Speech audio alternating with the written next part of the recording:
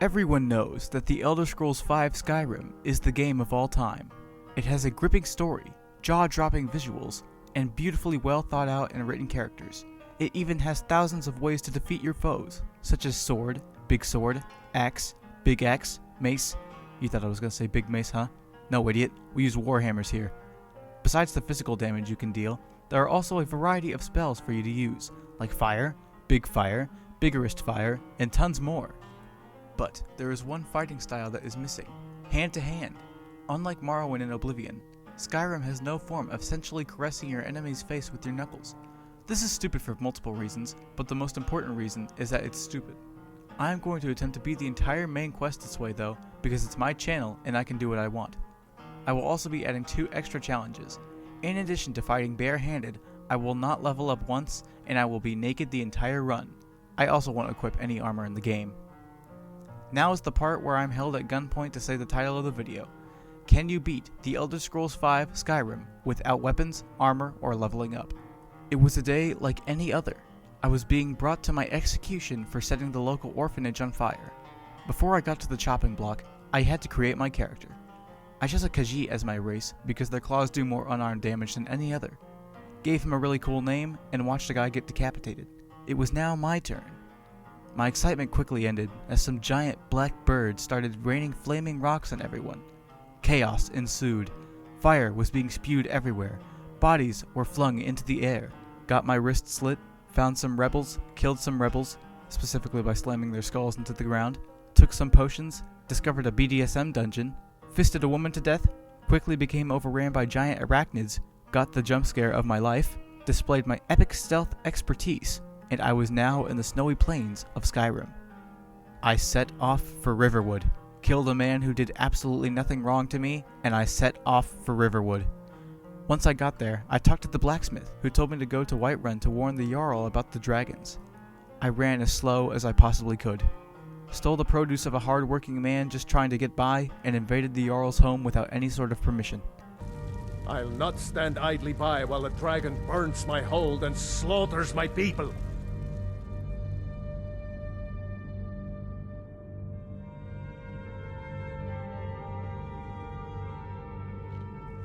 Let's go find Farengar, my court wizard. Apparently, Farengar lost his tablet in this old tomb, and I had to go get it for him. I was now at Bleak Falls Barrow. I also got the chance to show off my epic dodging skills in a glorious 2 frames per second. I swear I'll kill you. It was time to enter the tomb. After a few corridors and a very difficult puzzle, I murdered a family of rats, almost died from a giant spider, cut Arval the Swift down, cut him down again, took his keys, and re-deaded some dead guys. It was here that I learned an important lesson. Mercilessly beating in the faces of your enemies is not always the answer, unfortunately. I came across my first wall. I wasn't really sure how I was going to get past this, but I put the previous lesson to use. Surprisingly, it worked. I was now at the big guy door, with a solution that absolutely nobody has figured out even after the past 10 years. Learned my first word from Baby's First Word Wall, killed Big Boss, and found Farengar's lost tablet. I left through the very convenient back door, but not before taking this skull to add to my collection. After I brought Farengar's tablet back to him, we were told that a dragon was spotted near the city. After a description of the situation, Jarl Smallgrove told me to go to the battle. Once we got there, I was told to get back. Like that was going to do anything. After the dragon came back, I saw a guard get burned alive. This allowed me to get some cool clothes, but it was from a mod, so don't even bother trying to get it in the vanilla game. After having the soldiers do all the work for me and getting the last hit to take credit, I breathed in the noxious fumes of the dragon's decaying corpse. While I was on my way back to Whiterun, I heard a loud noise coming from the mountains. It was probably the wind. To my dismay, I was wrong. The Jarl said it was High Hrothgar, the home of the Greybeards, which meant it was pretty important. After I stole a horse and ran through the forest for a few seconds, I climbed the 7 steps and made it to High Hrothgar. Met some old guys, I screamed at them, they breathed on me, I screamed some more at their dead relatives, and learned a new shout. After I rolled around at the speed of sound, Arngeir told me that they lost their founder's prize kazoo, and that I had to go get it. Another fetch quest, really cool, great, wow. Once I made it to the tomb, I killed a couple necromancers, some more Draugr, and found a large open cave. Don't know why they built part of the tomb here. Pretty stupid if you ask me. After I parkoured my way down, I found the first word of the single most important shout of this run. Become ethereal. What it does is make you invulnerable for a short amount of time, but you can't attack anything or else you'll be vulnerable again. I didn't realize this until much later on, so please don't make fun of me. I'm only 5. Did this running puzzle and immediately failed and found the sarcophagus of the Greybeard's founder. But there was just one small issue.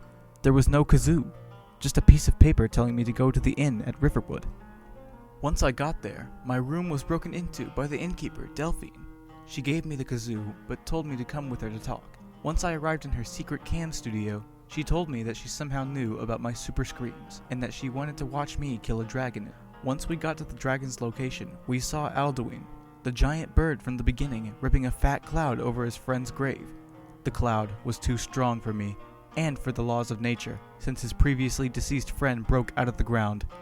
After I used my claws to rip a bloody gape in his throat, Delphine told me that she thought the High Elven Thalmor was behind the dragon resurrections, even though we could clearly see what was actually happening. Before I went too far in her conspiracy, I returned their kazoo to the Greybeards. They decided to welcome me into their club by causing a magnitude 11 earthquake, killing millions in the process. Once I got back to Delphine, she told me that I was going to sneak into the Thalmor's frat party, but I had to give my essentials to a smuggler named Malborn in Solitude, the capital of Skyrim, to get them into the party. Once I got there, I walked into an execution, saw another guy get decapitated less than a few days after the first time, and took his Amulet of Talos. This amulet will be very important later on in the run. Once I met with Malborn, I gave him everything that I needed and quickly left to meet Delphine at the stables. Your job is to get into the party without being fingered. After a few words of wisdom, she gave me my party clothes, and I set off for the Thalmor embassy. After getting acquainted with the Thalmor ambassador, I caused a distraction to sneak away with Malborn. After some snooping around, I found a Thalmor disguise. I thought that I would be able to simply sneak past the soldiers. Guess how that turned out. At least I got this clip of me coming really close to death that I think is pretty cool.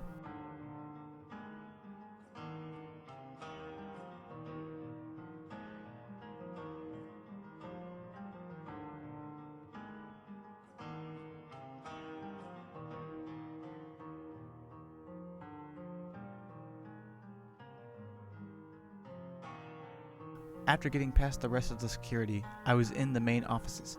It was here that I found documents confirming that the Thalmor have nothing to do with the dragons. What a shocker. I then went into the dungeons where I found a document on a guy named Esbern. I then killed the torturers. Not because I wanted to save the victim, but because I just wanted to have their blood on my hands. After you read Esbern's document, some Thalmor soldiers will spawn at the dungeon entrance, so I tried to outsmart the game. It was better than I could have imagined. We then escaped from the trap door. Got greedy, got trolled, got out, then went back to Riverwood. Once I told Delphine about the document about Esbern. She told me to talk to a man in Riften named Brynjolf. Once I got there, I checked the local tavern and found him there. He told me he'll give him information on Esbern if I do a task for him at the market. Once it was 8 in the morning, I went to the market, gave money to a beggar, killed him, and let Brynjolf know that I was ready. All I had to do was break into a jeweler's strongbox, take his ring, and plant it in another guy's pocket. Not too difficult. After that, he told me to ask about Esbern in his group's hidden tavern in the sewers. After I entered, it didn't take long to add more to my body count. Found a glitch in Skyrim. That's never been done before. A few steps later, I nearly avoided death by a big battering ram trap, beat a poor woman to death, and I made my way into the Ragged Flagon. The barkeep wouldn't tell me Esbern's location, so I beat it out of him, just like how I handle the rest of my problems. Once I made it to the last area before Esbern, I discovered some Thalmor agents had already found the place. After narrowly escaping the Thalmor's pursuit, I reached the lobby of the hotel Esbern was staying at. Come here, come here, come here, come here! After I killed a deaf woman begging for her life, I found Esbern's cubbyhole. It took some convincing, but he agreed to come back to Delphine with me.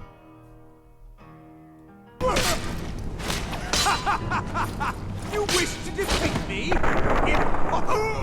After the high school reunion, Esbern said that there was something called Alduin's Wall near this camp called Karthspire in the western parts of Skyrim, so we gathered our things and set off for another easy journey.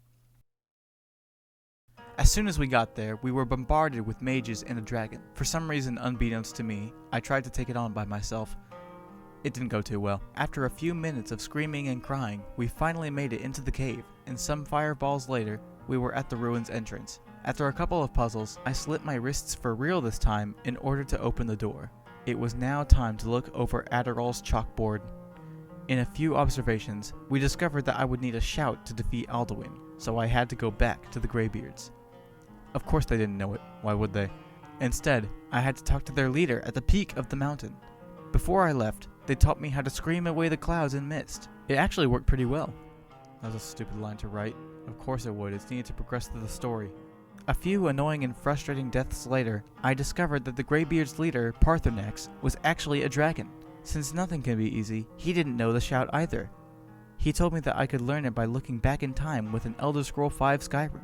Once the Greybeards learned this, they told me to go to the College of Winterhold, since they might have one. It took some time, but I talked the librarian into giving me all their information on the Elder Scrolls.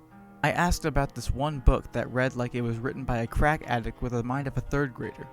He told me that the author hasn't been seen in years, so of course I went to go find him. It was a long and treacherous few seconds of running through the ice. In between his ramblings, he told me to go to this tower inside of this cave inside of this ancient robotics lab, so I now had my next objective.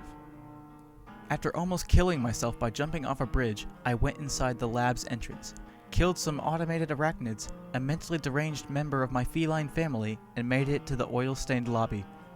After I almost got killed by these rolling balls, I made this really epic maneuver to pass this gap. After running from more annoying robots, I finally made it into the animalculary. I was immediately impaled by sharp metal rods being used as legs, then jumped off a place so high up that I'm not even going to try to guess how high it was. Once I made it into the robotics classroom, I was immediately attacked by all the rabid robotics kids. Pulled a lever that kept their giant mech at bay, ran as fast as I could, completely ignored all the chaos around me, and escaped into the cave, Blackreach. But the looks of the place, I wouldn't be surprised if I ate some of the mushrooms growing everywhere. I basically just spammed Become Ethereal to get through the place, and I was now at the Tower of Mark. After pressing a few buttons that still don't make sense to this day, I now had the timeless manuscript in my hands. Now all I had to do was read it at the time wound. Once I had an acid trip after looking at it for only a second, I was now in the past. At this point of the flashback, Alduin is supposed to land on the word wall, but for some reason he didn't. So I reloaded and sped the game up, because I wasn't sitting through that again. I also got this cool shot of a dragon having a seizure. Best of all, the cutscene was fixed, and I learned the shout to bring down Alduin, known as Dragonrend. Now it's time to fight Alduin. It was safe to say that I wasn't even going to come close. He was just too strong, I was just too weak, my shout cooldown was too long, and I didn't have enough health potions. I decided to reload and stock up on potions in Whiterun. While I was there, I stole some vegetables to make vegetable soup, which fills health and stamina by 1 point for 720 seconds. This means I can use power attacks without waiting, since you only need 1 stamina to execute a power attack. I decided to find the other 2 words of Become Ethereal, but to get to the second word, I needed to go back to Karthspire.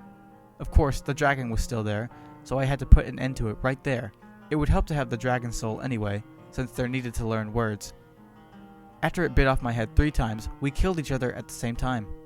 I eventually won by jamming my claws into his balls for a few minutes. I then set off to find the word wall, killed a dog, stole some money from a shrine, went for a swim, and I found the stairs leading up to the word wall. Once again, I spammed Become Ethereal to run past all my problems, interrupted some ritual with these 2 bird women, and I learned the second word. I went back to Solitude to buy more Amulets of Talos, since I needed more than 1 for later. The shopkeeper didn't have any, so I used the inventory reset glitch. All you have to do is hit the trader, then reload. For some reason, this causes their inventory to reset. After a few tries, I eventually bought one, but none showed up any time after, so I left. I went back to Whiterun, thinking that the Talos priest might have one in his inventory, but he didn't have any. Surely he must have one in his house, I thought. And guess what? He didn't have a single one. He did have his own collection of skulls though, so he gained some of my respect. I thought I might find some later, so I continued my quest to learn the rest of Become Ethereal. In order to find the last word though, I had to help these 2 travelers get back their lunch money. Once we got into the cave, we came across some more giant spiders. This was probably the worst team I've had, since they just groan in pain as spider venom flows through their veins instead of walking it off. After the exterminator roleplay, we reached the tomb's entrance, made yet another stealthy play, and I found the word wall.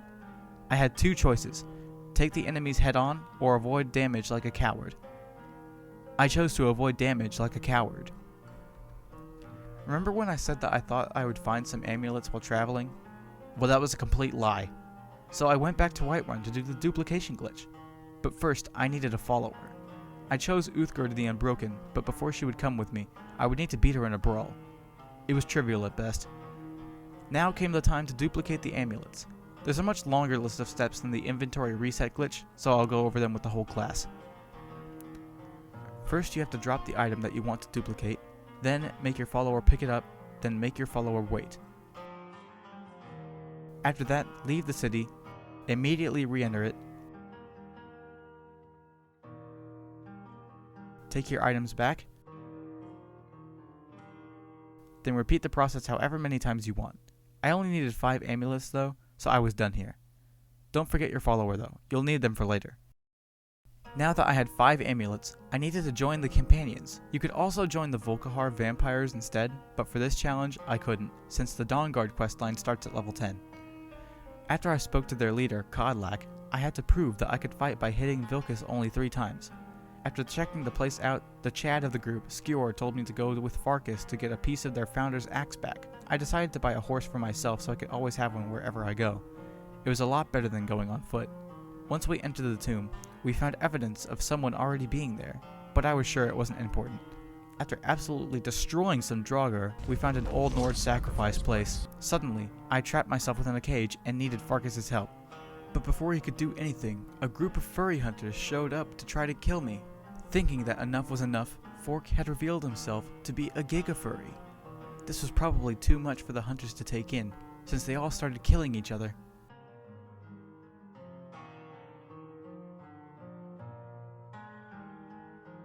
We wreaked havoc through the rest of the tomb, killing any furry hunters we came across. We eventually found the missing piece and took it back to the mead hall.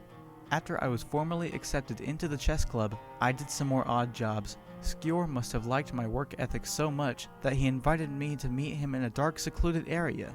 To my surprise, the companions had a secret group of Gigafurries, not just Farkas. In order to become one of them, I had to drink a warm bodily fluid from a Gigafurry.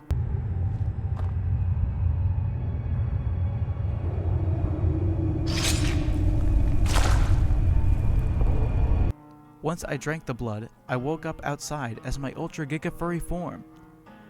I was now able to commit more violent acts of terror than I could before. Now that I had beast form, I went back to Uthgerd to get her to travel with me again. It was now time for the final glitch, the infinite shout glitch. This glitch is a lot easier to perform than the duplication glitch, but I'll still go over it for you troglodytes. First, you have to activate beast form, or vampire lord from Dawnguard, in the dialogue menu at the same time.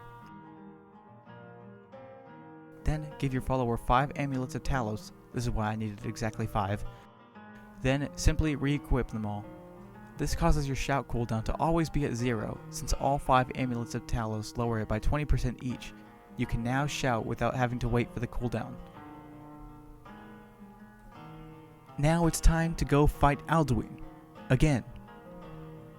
This was probably the easiest fight against a high health enemy yet.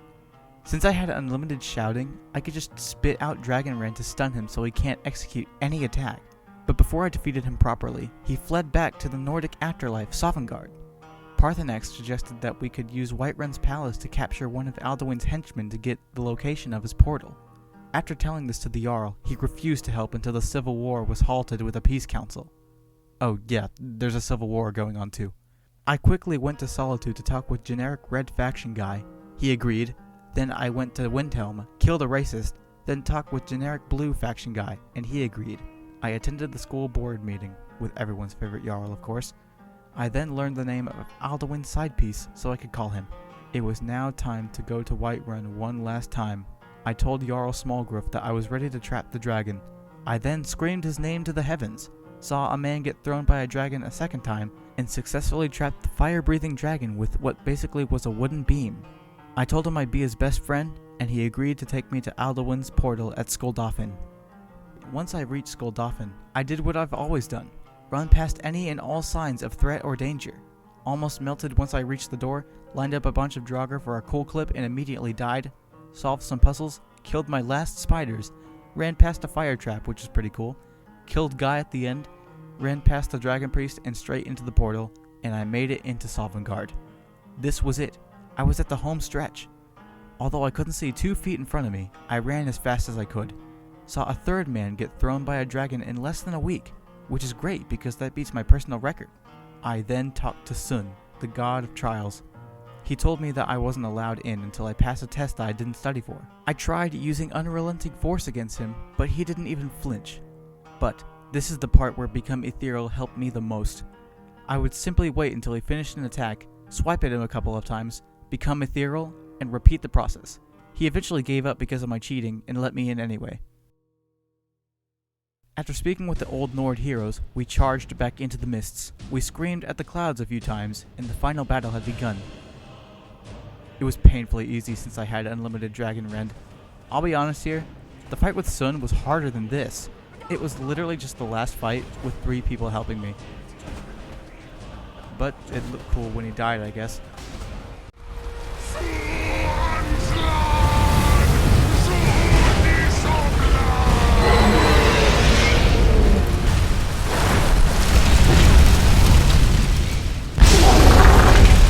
Everyone praised my great non-existent efforts, and I was sent back home. I talked to Mario one last time, and I beat the Antique Scripture v Skyrim, but I still had one last thing to do in Whiterun.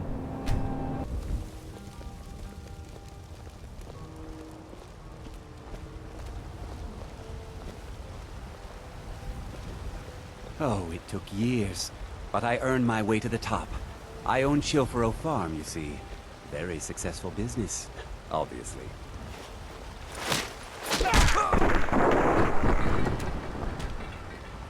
Help! Some You have committed crimes against Skyrim and her people.